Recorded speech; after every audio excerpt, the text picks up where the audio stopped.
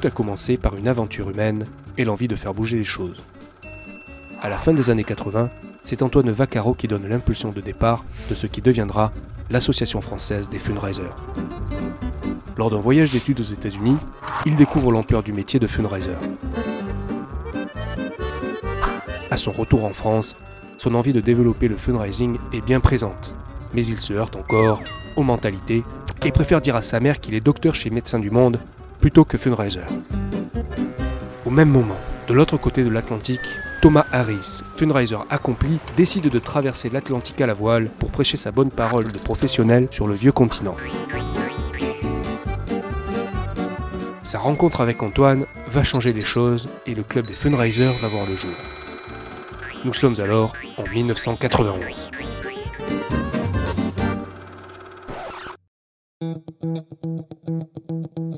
C'est un peu comme ça que ça a commencé.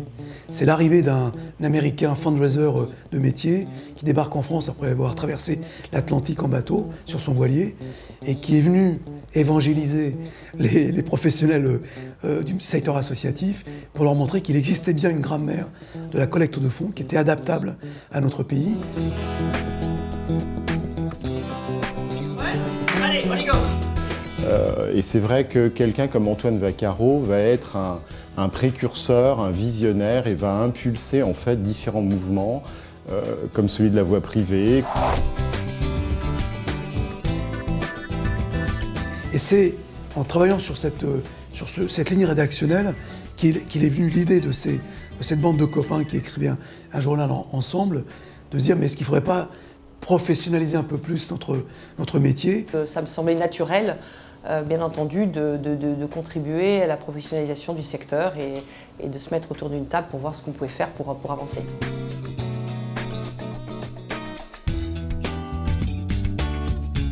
Il y avait toute une ambiance qui était relativement particulière, avec justement cette bande de personnes qui se voyaient chaque mois et qui décidaient en fait d'un seul coup de lancer leur propre association. L'idée au départ, c'était de rassembler quelques pionniers qui s'occupaient de collecte de fonds, qui étaient trésoriers dans des associations. Donc je pense que le fait de rassembler un certain nombre de professionnels, et ils étaient peu nombreux, et de vouloir déjà faire cette montée en compétences, de formation et de mise en réseau, c'était une idée innovante. C'était un moment qui était extrêmement exaltant et extrêmement motivant pour travailler encore plus.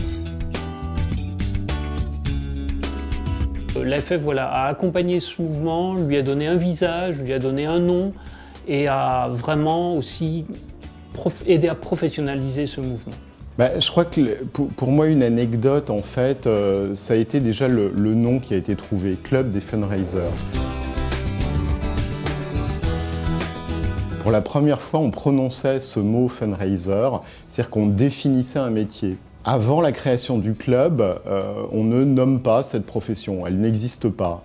À l'époque, on était vraiment pionniers, nous étions quelques-uns à y croire profondément, mais avec un scepticisme autour de nous. On était extrêmement mal vus de tous les anciens qui étaient dans les associations. Il y avait encore des débats sur la diabolisation du fundraiser dans la structure associative. C'est vrai, quand on regarde les pays anglo-saxons qui ont une tradition plutôt protestante, on va dire, où il y a moins de problèmes d'aborder ces questions-là, voilà, il y avait un fossé culturel, je pense qu'on est en train de combler.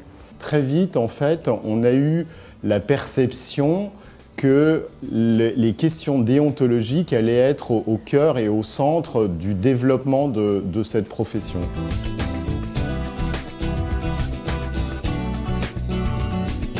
Et je pense que baser notre métier sur des pratiques éthiques a été vraiment une des valeurs fortes et plus que fortes. C'est-à-dire qu'il y avait vraiment un fil conducteur. Et le code de déontologie des fundraisers a été en fait une des pierres angulaires de la création du club. Alors l'un des axes effectivement d'action de l'AFF, c'est la professionnalisation du métier. On développe une offre de formation qui sont des journées de formation, des séminaires, des conférences. Tout est axé sur la montée en compétences des professionnels.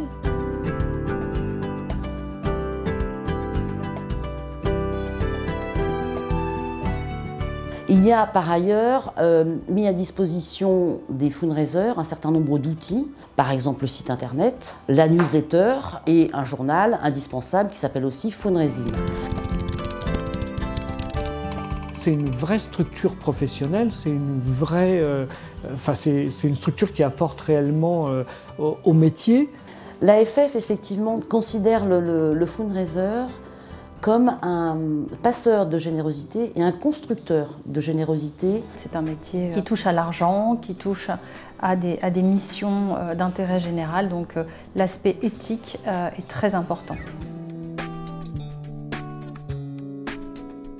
Au départ, c'était essentiellement dans le secteur caritatif, et puis dans la santé aussi, beaucoup dans la recherche. Et depuis quelques années, avec une législation qui avance beaucoup, le fundraising s'est ouvert notamment aux grandes écoles, aux universités.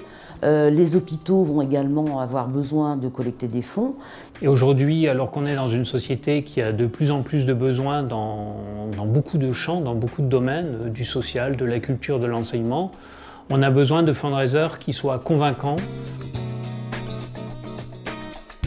Et je pense qu'on peut dire, en 2011, après 20 ans, qu'on a réussi à asseoir à la fois une légitimité, une vraie expertise à la française, notre façon de faire et un vrai réseau de professionnels structurés. On n'a pas à rougir de ce que nous offrons en termes de formation. Les gens qui viennent encore aujourd'hui dans cette profession sont toujours frappés par cette capacité du secteur à partager des bonnes idées, à partager des résultats. Il y a deux mots qui reviennent très souvent quand on fait nos événements et je pense que c'est ces deux mots qu'il faut retenir pour les prochaines années de l'AFF et ce que je souhaite, c'est professionnalisme, convivialité.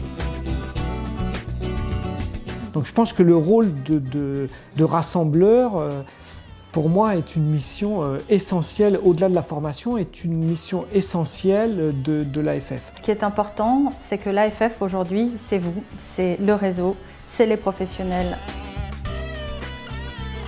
Et que chacun aussi se sente responsable de transmettre, que chacun se sente responsable de faire partager son expérience. Nous sommes tous réunis dans cette organisation pour servir de passeurs et de transmettre de la connaissance, transmettre des pratiques. On est dans un métier qui est là aussi pour bousculer des a priori, bousculer des choses établies, des conventions. Notre métier, c'est donner les moyens aux associations de trouver des fonds pour changer le monde. Ce que m'apporte l'AFF dans mon quotidien, c'est d'être entre nous, en fait, d'avoir une communauté avec les mêmes problématiques et de pouvoir échanger et s'enrichir. C'est à la fois du réseau.